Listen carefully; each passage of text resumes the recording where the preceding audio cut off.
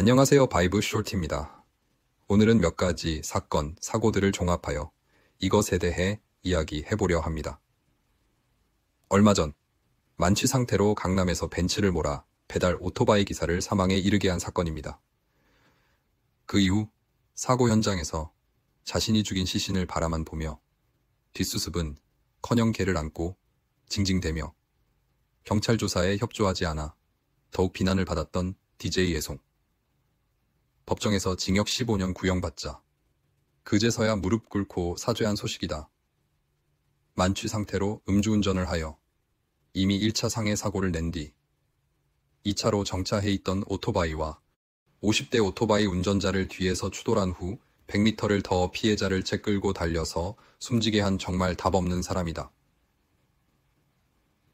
죄질만큼이나 사기 기망 또한 심각하였고 인터넷에 올려놓은 사기 사진과 실물 사진은 완전히 다른 사람이었고 더욱 욕을 먹은 이유는 사고 이후 조치였다.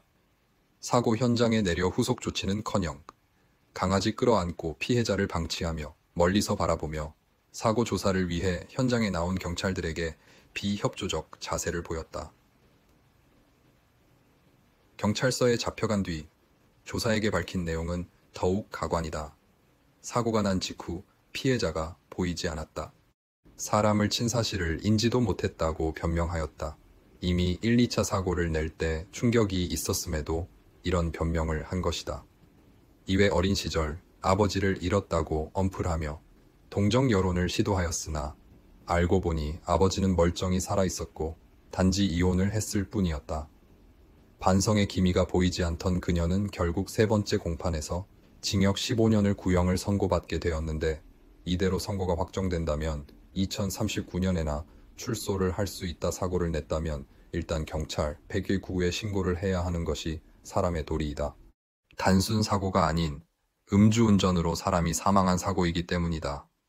그러나 가해자는 반성이 아닌 언플로 여론을 흔들려고 한 것이다.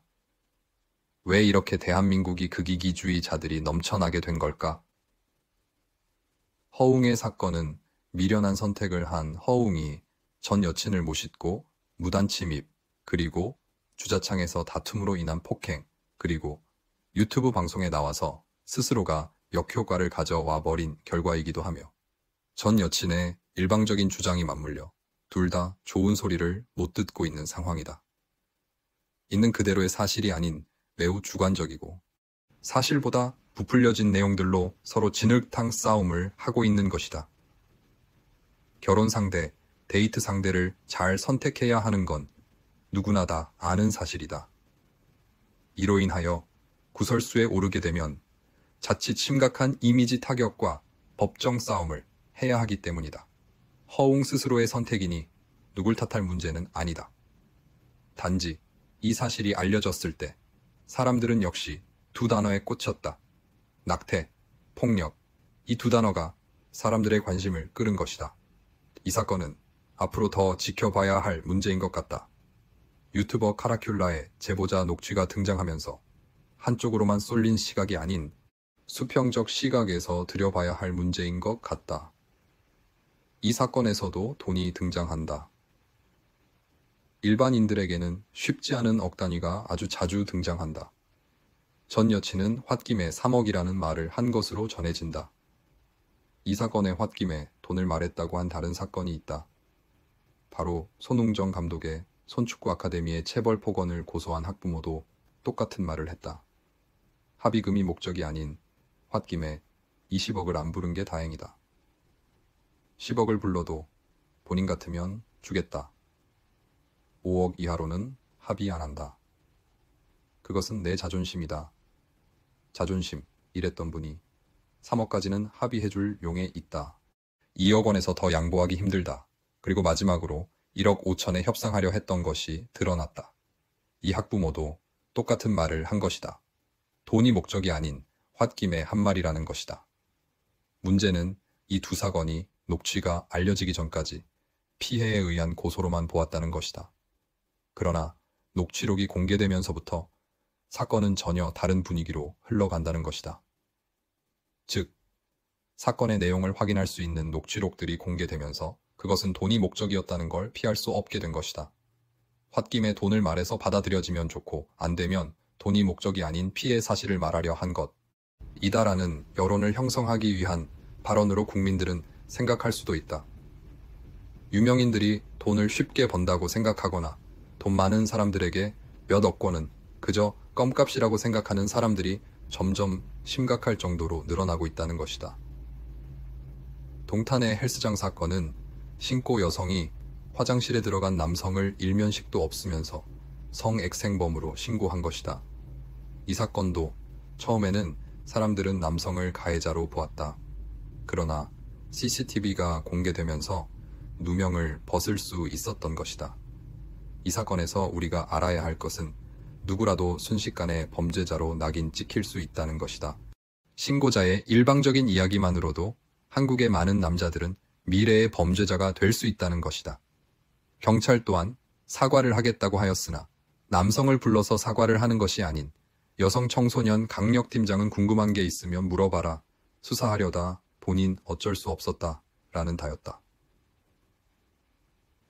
본인들이 잘못된 수사에 대해 진정 있는 사과를 하는 것이 그렇게 힘든 일인가?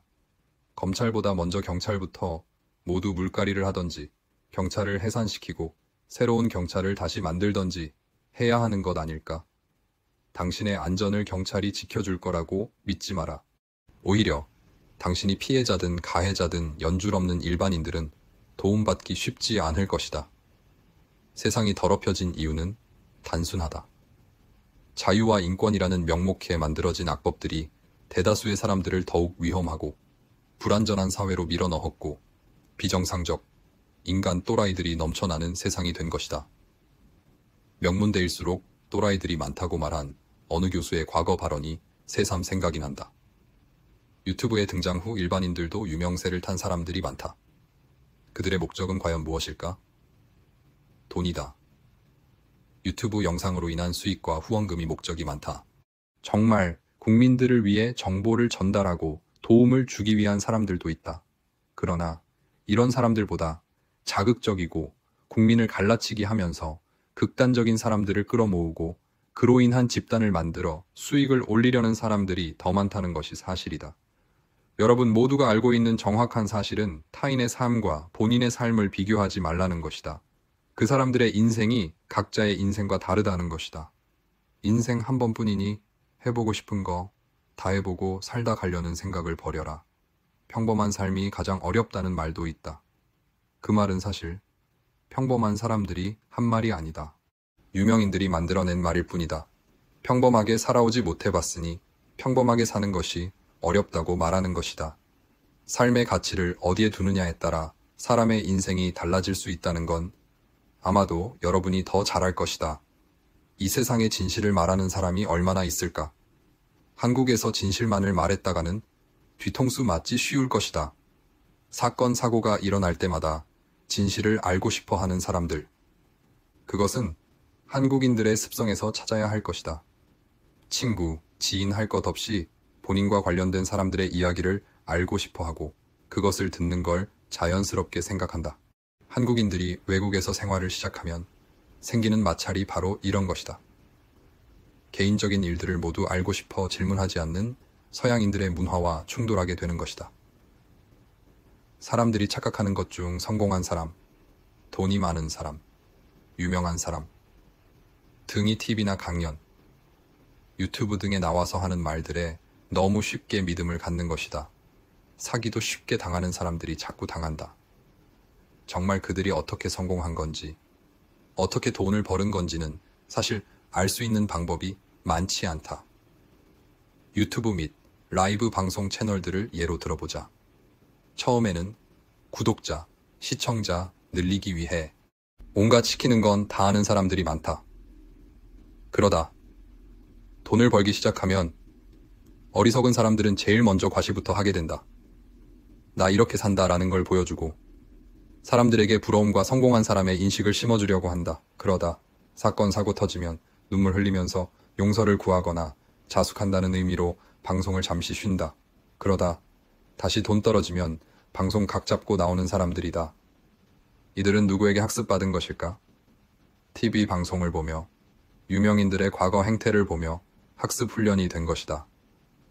최근 가장 자주 등장하는 단어가 인성이다. 유명인들의 사실적인 방송 뒷모습을 보기는 쉽지 않다. 운동선수들을 가장 쉽게 알 수 있는 건 경기가 끝난 후의 모습들이다. 과거 이승엽이 야구를 잘했던 건 사실이지만 팬 서비스는 좋은 이야기가 없다. 그가 사인을 잘 안 해주는 이유에 대해 사인의 희소성이 떨어진다. 사인볼이 고게 거래되는 것이 이유라고 밝혔다. 이것이 그가 가진 인성인 것이다. 이것에 정반대되는 선수가 있다. 바로 손흥민이다. 손흥민이 레전드 축구 선수인 것은 사실이다. 그러나 손흥민을 좋아하는 진정한 팬들은 그의 경기 뒷모습에서 그의 인성을 알아봤기 때문일 것이다. 축구 경기가 끝나도 그는 절대 먼저 경기장을 떠나지 않는다.